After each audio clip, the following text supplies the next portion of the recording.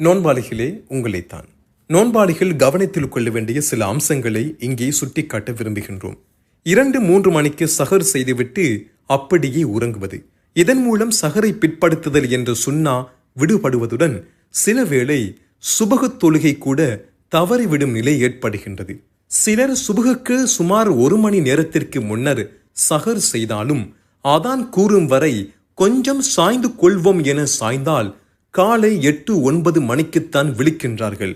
இதனால் சுபஹ் தவறிவிடும், தவறு நேரிடுகின்றது. எனவே சஹரை சுபஹ் நெருங்கும் நேரம் வரை தாமதிப்போமாக. உண்ணல் பருகலில் எல்லை மீறி அளவு கடந்து ஈடுபடுதல். சிலர் நோன்பு காலத்தில் ஏனைய காலங்களை விட அதிகமாகவே உண்கின்றனர். அதிகம் உண்ணுவது அல்லாஹ் விரும்பாத செயலாகும். லுகர், அசர் போன்ற தொழுகைகளை ஜமாத்துடன் தொழுவதில் சடைவு காட்டல், உறக்கம் அல்லது சோம்பல் போன்ற காரணங்களால் இது நிகழலாம். இதை தவிர்க்க வேண்டும். புறம் பேசுதல், அடுத்தவர் குறை பேசுதல், வீண் விளையாட்டுக்கள், கேளிக்கைகள், அடுத்தவரை குழப்புவதற்காக பொய் உரைத்தல் போன்ற தவறான நடத்தைகளை விட்டும் விலகாதிருப்பது நோன்பின் பலனை அளித்துவிடும். ரமலான் எனும் புனித மாதத்தின் கண்ணியமான நேரங்களை வீண் விளையாட்டுகளில் கழித்தல், குறிப்பாக ரமலான் இரவுகளில் விளையாட்டுக்காக விழித்திருத்தல், பாதையோரங்களில் விளையாடுதல், இதன் மூலம் பிறருக்கு தொல்லை கொடுத்தல் நோன்பின் கூலிகளை வீணாக்கிவிடும்.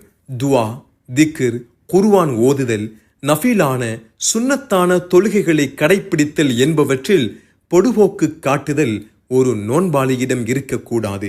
கியாமுல் லைல் தொழுகையில் பொடுபோக்கு காட்டுவது ரமலானில் கிடைக்கவிருக்கும் பாக்கியங்களை விட்டும் தூரமாக்கிவிடும்.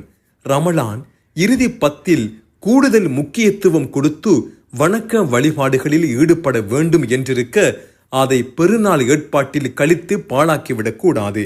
சிலர் இரவு பூராக இபாதத்தில் ஈடுபட்டுவிட்டு சுபக தொழுகையை தவறவிட்டு விடுகின்றார்கள். இதுவும் தவிர்க்கப்பட வேண்டியதாகும். ரமலானில் தர்மம் செய்வது ஊக்குவிக்கப்பட்டுள்ளது.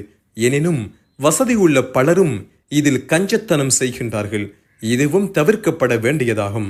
சஹருடைய நேரம் துவாவுக்கும் பாவ மன்னிப்புக்கும் ஏற்றதாக இருக்கும் போது, இஃப்தாருடைய நேரம் துவாவுக்குரியதாக இருக்கும் போது, இவ்விரு நேரங்களையும் உண்பதற்கும் பருகுவதற்கும் உரிய நேரமாக மட்டும் கருதி துவா, இஸ்திஃபார் விடயத்தில் அலட்சியமாக இருத்தல் கூடாது.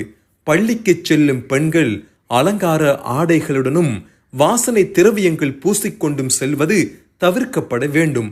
ஏனென்றால் நபி ஸல்லல்லாஹு அலைஹி வஸல்லம் அவர்கள் பெண்கள் மனம் பூசிக்கொண்டு பள்ளிக்கு வருவதை தடுத்துள்ளார்கள் என்பது கவனத்தில் கொள்ளத்தக்கதாகும்.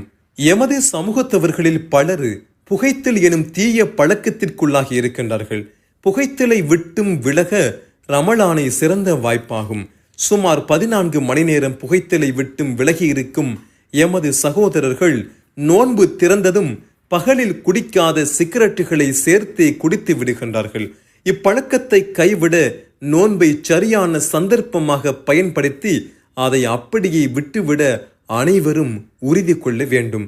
புகைத்தல் ஹராமானது என்பது இஸ்லாமிய அறிஞர்களுக்கு மத்தியில் ஏகோபித்த முடிவு என்பதை கவனத்தில் கொள்வோமாக. இவ்வாறான எமது குறைபாடுகளை களைந்து இந்த ரமலானை தூய முறையில் கழிக்க முனைவோமாக.